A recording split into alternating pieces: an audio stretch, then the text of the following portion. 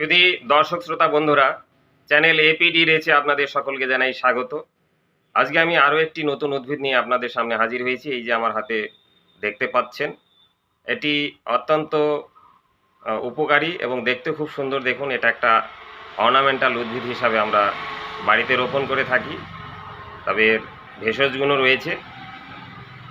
এর বিজ্ঞানসম্মত নাম ইউফোরবিয়া টিথিম্যালয়েডস। এর প্রজাতি বিশেষে আরও অনেক নাম রয়েছে, যেমন টিথিম্যালয়েডস।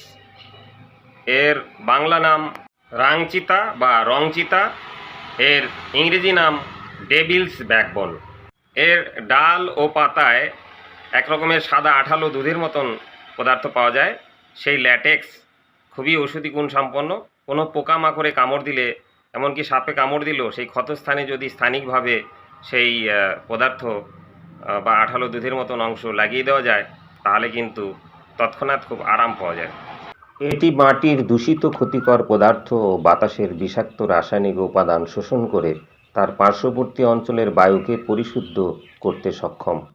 এর বাহ্যিক প্রয়োগে কানের ব্যথা, বিষাক্ত পোকামাকড়ের কামড়ের জ্বালা, ত্বকের ক্যান্সার ও দাঁতের ব্যথায় খুব ভালো কাজ দেয়।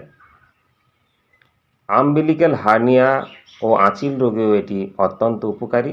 এর মধ্যে নানা রকম ক্ষতিকর রাসায়নিক অ্যালকালয়েড উপাদান বর্তমান, যা লিভার ও কিডনির ক্ষতি সাধন করতে পারে।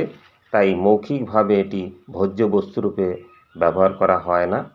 সাপের কামড়ে হলুদের সঙ্গে একত্রে বেটে এর নির্যাস আক্রান্ত স্থলে লাগালে উপকার পাওয়া যায়।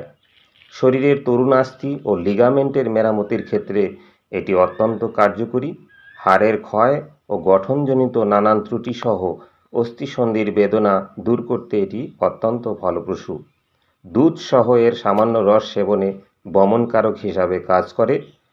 এটা সেবন করার ওষুধ হিসাবে সরাসরি ব্যবহার করা না হলেও অন্যান্য ওষুধের সঙ্গে অথবা মধু, দুধ ও গরম জল সহ সামান্য পরিমাণে আয়ুর্বেদে কৃমিনাশক হিসাবে বা অন্যান্য নানান জটিল রোগে সেব্য হিসাবে ব্যবহারের উল্লেখ পাওয়া যায়। ওষুধ হিসাবে একে ব্যবহার করতে হলে অবশ্যই বিশেষজ্ঞ ডাক্তারের পরামর্শ মেনে তবে এটি ব্যবহার করা উচিত।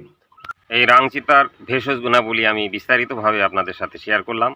আশা করি ভিডিওটি আপনাদের ভালো লেগেছে। এভাবেই নতুন নতুন ভিডিও পেতে আমার সঙ্গে থাকুন। দেখুন ইউটিউব চ্যানেল এপিডি রেস।